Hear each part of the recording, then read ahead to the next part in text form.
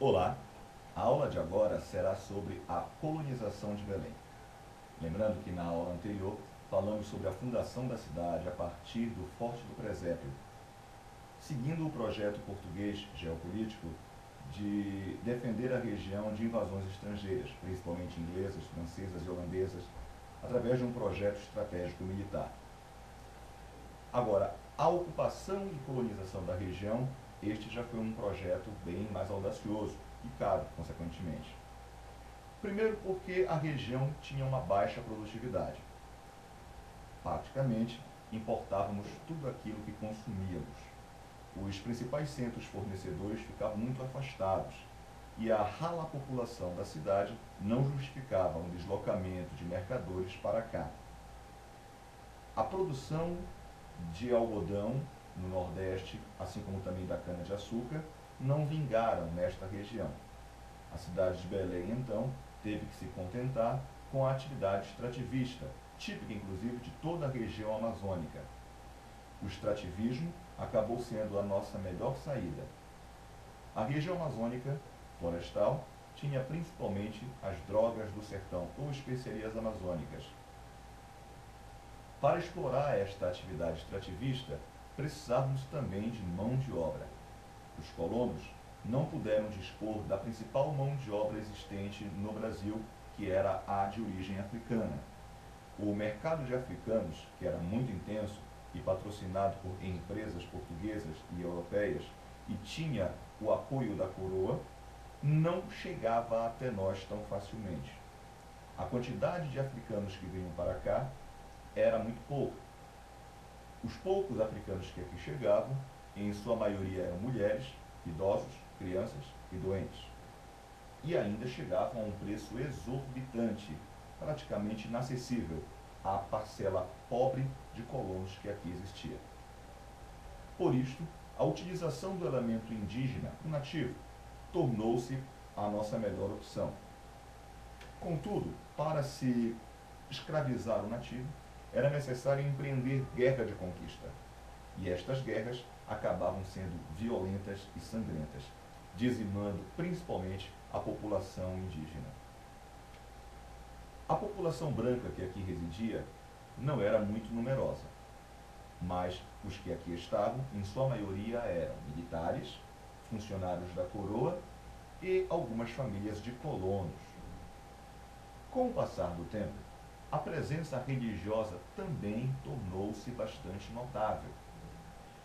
Jesuítas, carmelitas, capuchinhos, beneditinos, agostinianos, enfim, toda sorte de ordens religiosas vieram para cá dentro do projeto catequético, que seguia as recomendações contra-reformistas da Igreja de Roma. O que queriam os religiosos basicamente aqui?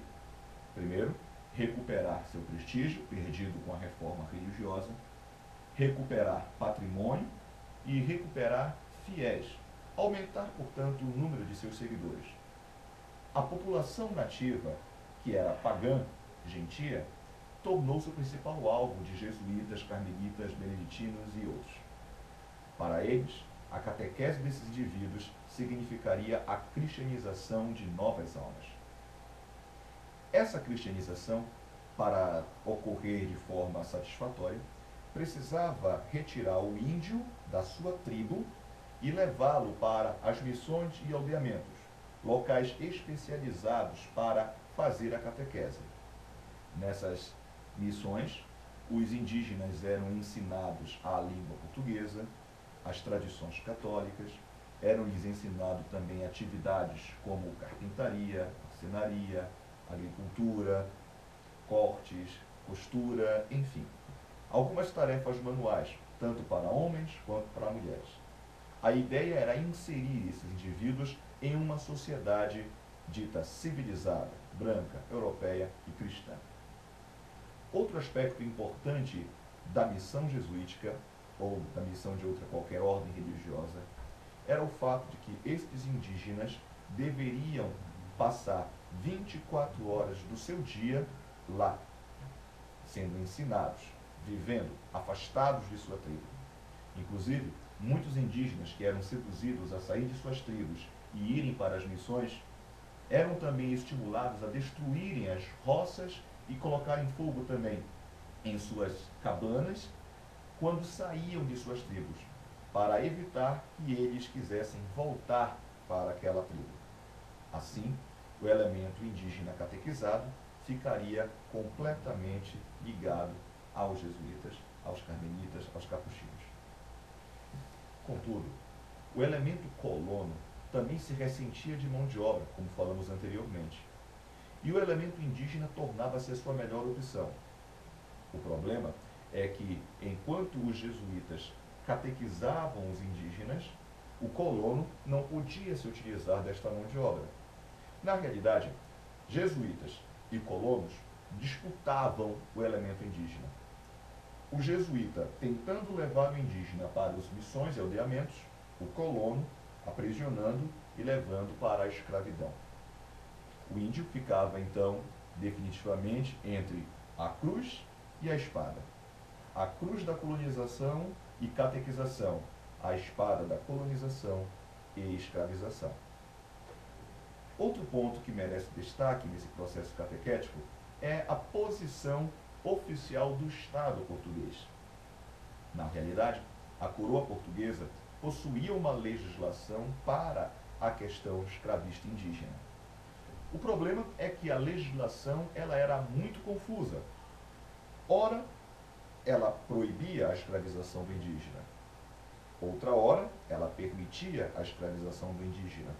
E outra hora ainda, tornava-se omissa. Não havendo, portanto, um ponto definitivo de posição da coroa do Estado diante dessa situação. O certo é que esta situação confusa acabou levando ao conflito colono-jesuítico pelo índio. O elemento indígena acabou sendo destribalizado. Suas populações foram dizimadas. Aqueles que sobreviveram e foram para as aldeias, missões e aldeamentos acabaram perdendo boa parte da sua tradição cultural, ou seja, perderam sua identidade de povo e de cultura. Esta destribalização também foi resultado de uma série de guerras justas. Guerras justas eram situações que a legislação portuguesa permitia oficialmente a escravização do índio. Quando nós tínhamos uma guerra justa, quando uma tribo, de uma forma ou de outra, ameaçava a presença portuguesa numa região ou ameaçava ou impedia a expansão portuguesa para outra região. Tais índios eram considerados, portanto, inviáveis à catequese e a qualquer processo civilizatório. Sendo considerados imprestáveis, podiam ser dizimados. Autorizava-se, então, a comunidade local a fazer uma guerra justa contra esses indígenas. No processo da guerra, aqueles que não morressem poderiam ser aprisionados e, consequentemente, transformados em escravos. A escravização por guerra justa foi uma das vias pelas quais o elemento europeu, aqui na Amazônia, como no resto do Brasil, conseguiu escravizar elementos indígenas. A história da colonização portuguesa em Belém e na Amazônia teve como resultado o desaparecimento de milhares e milhares de comunidades nativas. Milhões de índios morreram ou pelas armas, ou pelas doenças, ou pelas dificuldades da miséria que passariam a viver longe das suas tradicionais culturas. A forma como Portugal ocupou a região sofreu uma mudança de estratégia em meados do século XVIII, passando a uma política mais liberal durante o governo de Dom José I e o ministro português Marquês de Pombal. Contudo, este é um assunto para a nossa próxima aula. Até lá!